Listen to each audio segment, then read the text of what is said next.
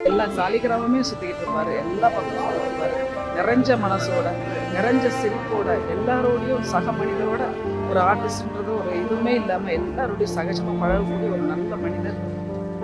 சிவராத்திரி அன்னைக்கு அவருடைய இந்த நிகழ்வு நடந்திருக்கு. அவர் ஸ்ட்ரைட்டாக அவருடைய ஆத்மா வந்து இறைவனடி சேர்ந்திருக்குன்றதுல எந்தவித சந்தேகமும் இல்லை. இந்த மாதிரி நல்ல மனிதருக்கு இது ஒரு நல்ல ஒரு, ஏன்னா சிவராத்திரி அன்னைக்கு அந்த சிவராத்திரிக்கு கோவிலுக்கு போயிட்டு அங்கேருந்து வந்து தான் அவரை இயற்கை இருக்காரு. அவருடைய ஆத்மா எல்லா விதத்திலும் சாந்தி அடைய நான் இறைவனை வேண்டுகிறேன்.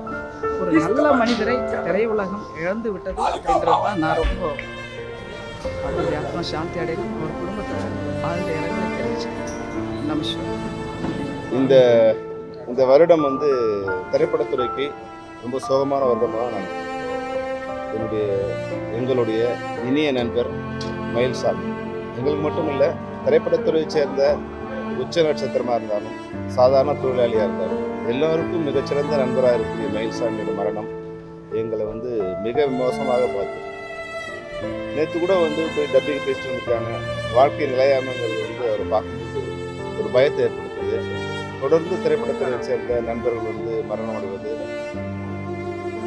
எங்களை வந்து ஒரு அதிர்ச்சிக்குள்ளாது.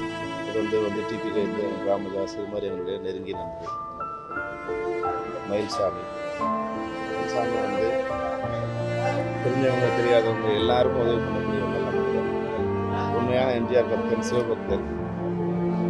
மற்றவங்க சொல்கிற மாதிரி வந்து ஒரு சிறந்த சிவபக்தன். சிவராத்திரி அன்னைக்கு வந்து சிவராத்திரி தஞ்சமடைஞ்ச மாதிரி அவருக்கு மரணம் நிகழ்ந்திருக்கு.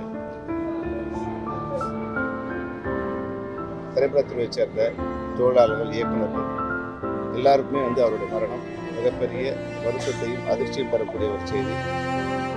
அவருடைய ஆத்மா சாத்தியடைய தமிழ்நாட்டு திரைப்பட இயக்குநர் சங்கத்தின் சார்பில், தென்னிந்திய திரைப்பட தொழிலாளர்கள் சம்மேளனத்தின் சார்பில் எங்களுடைய நீரஞ்சலி தெரிவித்தோம்.